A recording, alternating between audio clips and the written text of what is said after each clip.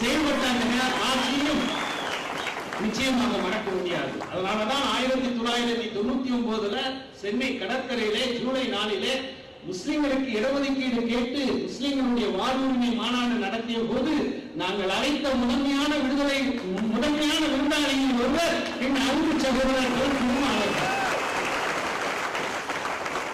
அதனாலதான் 2001 திராவிட முன்னேற்ற கழகத்தின் சின்னத்திலே வெற்றி பெற்று சட்டமன்ற உறுப்பினராக திருமா அவர்கள் செல்கிறார்கள்.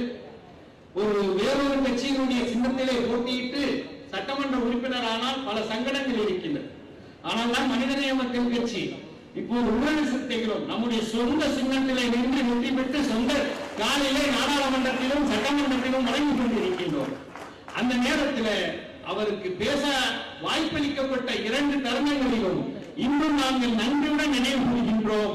2001 செல்வி ஜெயலலிதா அவர்கள் தலைமையிலான அந்த ஆட்சி நடைபெற்ற போது 99 நடைபெற்ற முஸ்லிம்களுடைய வாழ்வுரிமை மாநாட்டில் அன்றைய அதிமுகவினுடைய பொதுச் செயலாளர் அவர்கள் தான் முக்கிய விருந்தாளியாக பங்கு கொண்டார்.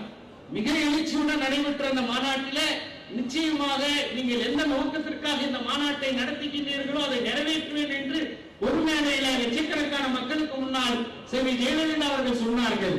அதை சட்டமன்றத்திலே நினைவு கூர்ந்து 2 முறை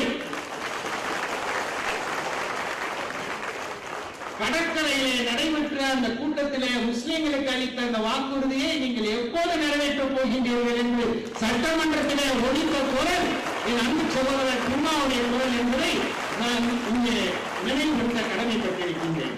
அருமை சகோதரர்களே, இந்த உறவின் காரணமாக தான் எனக்கு இந்த கருத்துரையில திருமா அவர்கள் சொன்னார்கள். 2003 இதே மே மாதம் ஜெனீவாவில் இருக்கக்கூடிய ஐநாவினுடைய மனித உரிமை ஆணையத்தினுடைய தலைமையகத்தில் ஐநா சிறுபான்மை பணிக்குழுவினுடைய மாநாட்டிலே பங்கு கொள்ளக்கூடிய ஒரு வாய்ப்பு கிடைத்தது.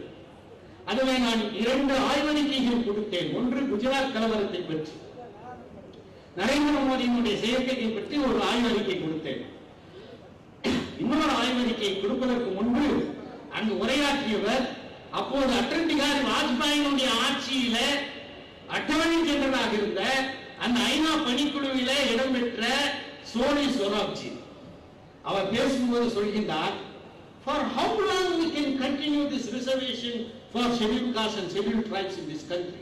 We should put a foot stop to that at a particular point of each. ஒரு குறிப்பிட்ட சந்தர்ப்பத்தில் நிச்சயமாக இந்தியாவிலே ஷெட்யூல்ட் காஸ்டுகளுக்கும் பட்டியலின சாதிகளுக்கும் பட்டியலின ட்ரைப்ஸுக்கும் பழங்குடி மக்களுக்கும் வழங்கக்கூடிய அந்த இடஒதுக்கீடுக்கு முற்றுப்புள்ளி வைக்க வேண்டும் என்று அவர் பேசிவிட்டு அதற்கு பல காரணங்களை எல்லாம் சொன்னார். அவருக்கு அடுத்து பேசுவதற்கு நான் அழைக்கப்பட்டேன். நான் சொன்னேன், India has reservation for scheduled castes and scheduled tribes. It is true. But even after 50 years of this reservation, we have Thinniyam in Tamil Nadu, we have Gaundanpatti in Tamil Nadu.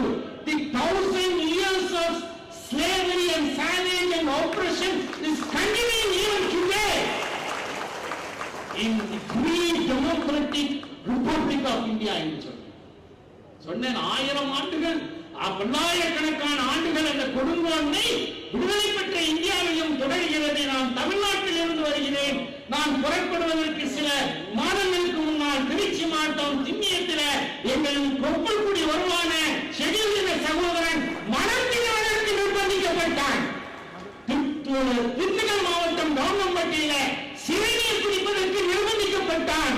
இந்த மக்கள் எழுச்சியுடன் அனைவருடன் சமமாக நடத்தப்படும் வரை தலித் மக்களுக்கான schedule சாதி பட்டியலினத்தினருக்கான இடஒதுக்கீடு தொடர வேண்டும் என்று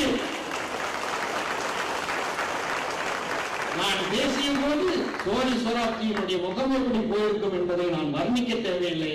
ஆனால் வெளிநாட்டில் இருந்து பல நாடுகளில் இருந்து பங்கு கொண்டவர்கள் எல்லாம் என் கருத்தை ஆதரித்து அங்கே பேசினார்கள் என்பதை நான் இங்கே சுட்டிக்காட்ட விரும்புகின்றேன்.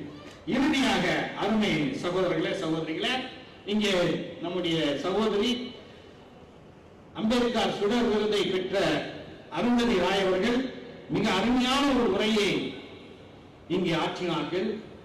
இன்று இந்திய அரசு ஆதிக்க மனப்பான்மையினர் ஒரு எழுத்தாளரை பார்த்து கொலை நடுங்குகிறார்கள் என்றால் அது நம்முடைய அருமை சகோதரி அருந்ததி ராயை பார்த்துதான் என்பதில் எந்த சந்தேகமும் இல்லை. இந்த அந்த மேல்சாதி ஆதிக்கத்தையும் முதலாளித்துவத்தையும் பாபா சாஹிப் அம்பேத்கர் அவர்கள் எந்த மேல்சாதி ஆதிக்கத்துக்கு எதிராக காலமெல்லாம் உழைத்தார்களோ, பாபா சாஹிப் அம்பேத்கர் எந்த முதலாளித்துவ பண்பாடுகளுக்கு எதிராக எல்லாம் மக்களை ஒன்று திரட்டினார்களோ அவையெல்லாம் மோடி ஆட்சியின் பேர்ல, வளர்ச்சியின் பேர்ல இன்று பல்வேறு தளங்களிலே இங்கே நடைமுறைப்படுத்தக்கூடிய ஒரு அவலத்தை பார்க்கின்றோம்.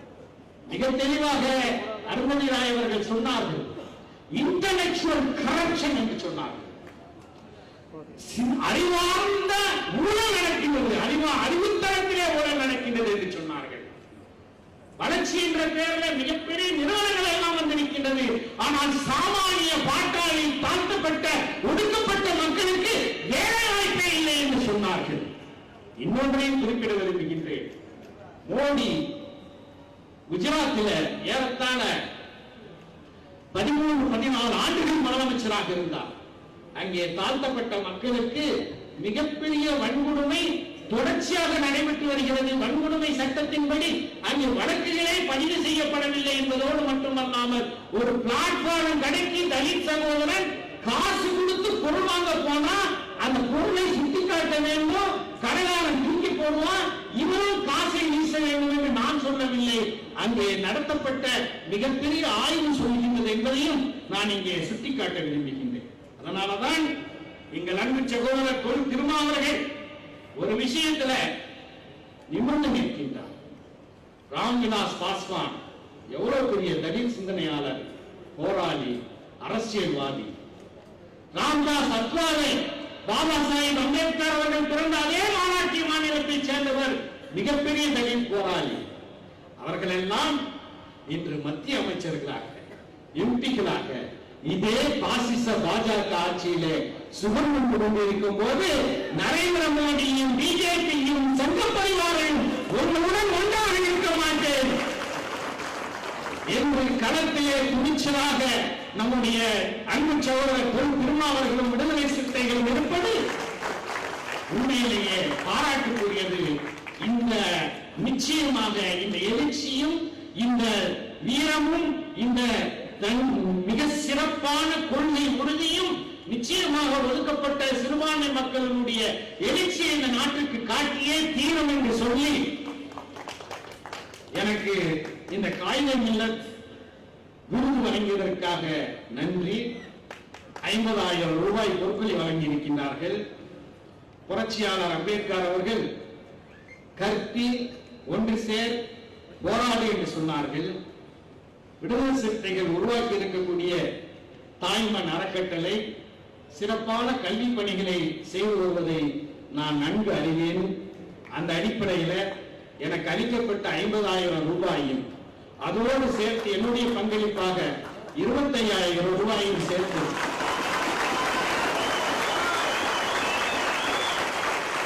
ஆக மொத்தம் 75,000 ரூபாய் தாய்மண் அறக்கட்டளையில ப்ரொஃபஷனல் கோர்ஸ் படிக்கக்கூடிய மாணவர்களுக்கு கல்வி உதவி தொகைக்காக நீங்கள் வழங்க வேண்டும் என்று கேட்டுக்கொண்டு உங்களுடைய அன்புக்கும் ஆதரவுக்கும் என்னுடைய நெஞ்சார்ந்த நன்றியை தமிழ்நாடு முஸ்லிம் முன்னேற்ற கழகத்தின் சார்பாக, மனிதநேய மக்கள் கட்சியின் சார்பாக தெரிவித்து விடைபெறுகின்றேன். நன்றி. அளவற்ற அருளாளனும் நிகரற்ற அன்புடையனுமாக்கிய எல்லாம் வல்ல ஏக இறைவனின் திருப்பெயரால் தொடங்குகின்றேன். விடுதலை சிறுத்தைகள் கட்சியின் சார்பாக தொடர்ந்து 9வது ஆண்டாக பாபா சாஹிப் அம்பேத்கர், தந்தை பெரியார்,